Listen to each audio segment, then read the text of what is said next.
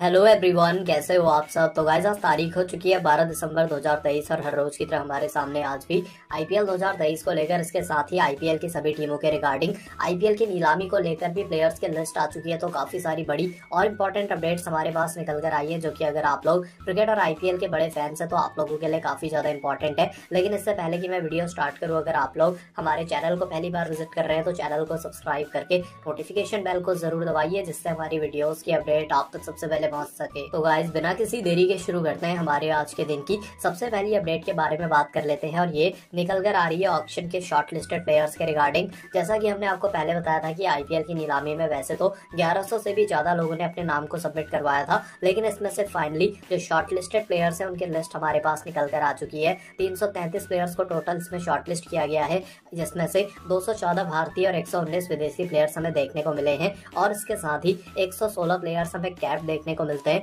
तो वहीं 215 प्लेयर्स हमें अनकैप्ड देखने को मिल जाते हैं। तो 19 तारीख को दिन में 2:30 बजे से हम सभी लोगों को दुबई में आईपीएल की नीलामी देखने को मिलेगी। अब अगर आप लोग सभी के सभी जितने भी प्लेयर शॉर्टलिस्ट हुए हैं 333, उनकी पूरी लिस्ट को देखना चाहते हैं, इसके साथ ही कितना उनका बेस प्राइस है, कौन सी कैटेगरी में वो है, मार्की प्लेयर्स कौन से हैं, तो आप लोग अभी डिस्क्रिप्शन में दिए गए लिंक से फटाफट हमारे टेलीग्राम चैनल को ज्वाइन कर लें। वहां पर आप लोगों को इसकी पूरी लिस्ट मिल जाएगी। इसके साथ ही टेलीग्राम चैनल के ऊपर आप लोगों के लिए 19 तारीख को जिस दिन आईपीएल की नीलामी है, वहां पर हम आपके लिए 10 की 10 आईपीएल टीमों की मल्टीपल जर्सीज, इसके साथ ही क्रिकेट बैट्स और क्रिकेट किट्स भी गिफ्ट करने वाले हैं 19 तारीख को। इसके विनर्स डिक्लेयर किए जाएंगे। तो करना आपको कुछ भी नहीं है, बस हमारे टेलीग्राम को ज्वाइन करना है। तो डिस्क्रिप्शन में दिए गए लिंक से आप लोग फटाफट हमारे टेलीग्राम चैनल को ज्वाइन कर लें। फिलहाल हम चलते हैं हमारे आज के दिन की दूसरी बड़ी अपडेट, और ये अपडेट निकल कर आ रही है आईपीएल 2024 की नीलामी के पहले 2 सेट के प्लेयर्स के रिगार्डिंग भी, यानी कि सेट 1 और सेट 2 में कौन कौन से प्लेयर्स आएंगे उनके नाम हमारे पास निकल कर आए हैं। तो सेट 1 में जिन प्लेयर्स का नाम आने वाला है उसमें नाम आता है बैट्समैन की कैटेगरी का, यानी कि हैरी ब्रूक,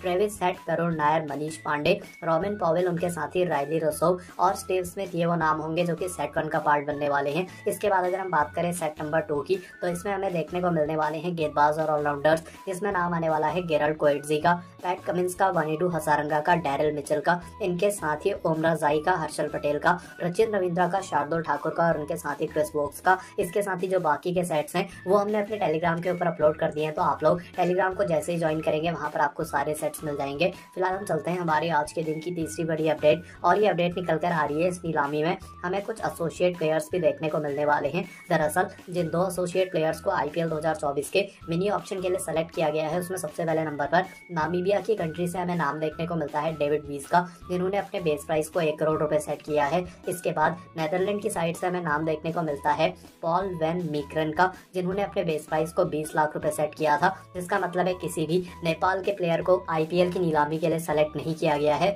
फिलहाल गाइस, हम चलते हैं हमारे आज के दिन की चौथी बड़ी अपडेट, और ये अपडेट निकल कर आ रही है ऋषभ पंत की साइड से। तो ऋषभ पंत की साइड से फाइनली काफी सारी अपडेट्स निकल कर आई हैं। सबसे पहले तो दिल्ली कैपिटल्स ने कंफर्म कर दिया है कि आईपीएल 2024 खेलने वाले हैं और दिल्ली कैपिटल्स की टीम को ये लीड भी करेंगे। हालांकि उन्होंने कहा कि अगर ऋषभ पंत लीड नहीं कर पाते हैं डीसी को, तो उस केस में फिर डेविड वार्नर को कैप्टन अपॉइंट कर दिया जाएगा, और ये फिर भी ट्राई करेंगे कि ऋषभ पंत इम्पैक्ट प्लेयर के तौर पर किसी न किसी मुकाबले में उनकी साइड से खेलने आ जाए। इसके बाद इन्होंने ये भी बताया है कि हालांकि भारतीय टीम में खेलने के रिगार्डिंग ऋषभ पंत का अभी कोई भी फ्यूचर नहीं है, यानी कि आईपीएल ही वो टूर्नामेंट होने वाला है जिसके बेसिस पर उनके फिटनेस और उनके क्रिकेटिंग जर्नी को जज किया जाएगा कि क्या वो भारत की टीम में खेलने के लिए अभी पूरी तरीके से फिट हैं या फिर नहीं। तो आईपीएल ही एक तरीके से ऋषभ पंत के रिटर्न टूर्नामेंट के तौर पर आप लोगों को देखने को मिलेगा। फिलहाल हम चलते हैं हमारे आज के दिन की 5वीं बड़ी अपडेट, और ये अपडेट निकल कर आ रही है ऐसे 2 प्लेयर्स के रिगार्डिंग जिन्होंने जब आईपीएल की नीलामी में अपने बेस प्राइस को 2 करोड़ रुपए सेट किया था, तो उस टाइम पर भी हमने आपको कहा था कि ये ऐसे प्लेयर्स हैं जो कि शायद इस नीलामी में शायद शॉर्टलिस्ट ही ना हो पाए,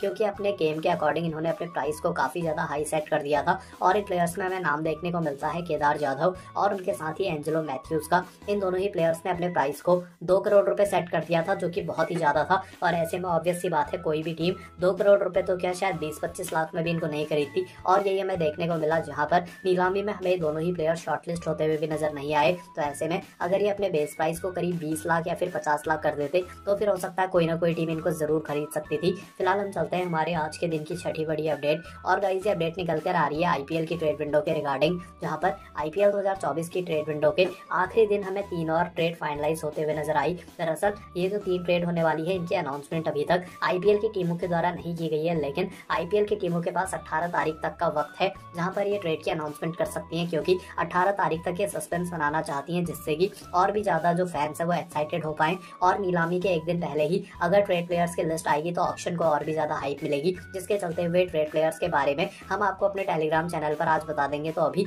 आप लोग फटाफट हमारे टेलीग्राम चैनल को ज्वाइन कर लें, वहां पर आप लोगों को इन एक्सक्लूसिव ट्रेड प्लेयर्स के बारे में जानने को मिल जाएगा। फिलहाल गाइस हम चलते हैं हमारे आज के दिन की 7वीं बड़ी अपडेट, और ये अपडेट निकल कर आ रही है इंग्लैंड की टीम की साइड से, जहां पर इंग्लैंड की साइड से अपडेट हमें देखने को मिली है इनके टेस्ट स्क्वाड को लेकर, जहां पर इंग्लैंड का जो भारत दौरा होने वाला है इसके लिए इंग्लैंड की टीम ने अपनी पूरी की पूरी जो 11 रहने वाली है या फिर 11 से भी ज्यादा प्लेयर्स हैं उन सभी को डिक्लेयर कर दिया है कि कौन कौन से प्लेयर्स भारत के खिलाफ होने वाली सीरीज का पार्ट बनेंगे। तो ऐसे में इंग्लैंड के अगर हम पूरे स्क्वाड के बारे में बात करें तो बेन स्टोक्स इनके कप्तान होने वाले हैं। इनके अलावा रेहान अहमद, जेम्स एंडरसन, इनके साथ ही Gus Atkinson, Jonny Bairstow, Shoaib Bashir, Harry Brook, Zak Crawley, Ben Duckett, Ben Foakes, Tom Hartley, Jack Leach, Ollie Pope, Ollie Robinson, Joe Root और उनके साथ ही मार्क वुड, ये सारे प्लेयर्स इंग्लैंड की टीम में हैं। फिलहाल हम चलते हैं हमारे आज के दिन की 8वीं और आखिरी अपडेट, और ये अपडेट निकल कर आ रही है गौतम गंभीर की साइड से, जहां पर गौतम गंभीर ने अब एक और स्टेटमेंट दे दिया है जिसके बाद इनको ट्रोल किया जा रहा है। दरअसल गंभीर ने कहा कि जब वर्ल्ड कप 2011 का फाइनल चल रहा था तो उस मुकाबले में 97 तक बल्लेबाजी करने तक कि अपनी सेंचुरी के बारे में नहीं पूछ रहे थे,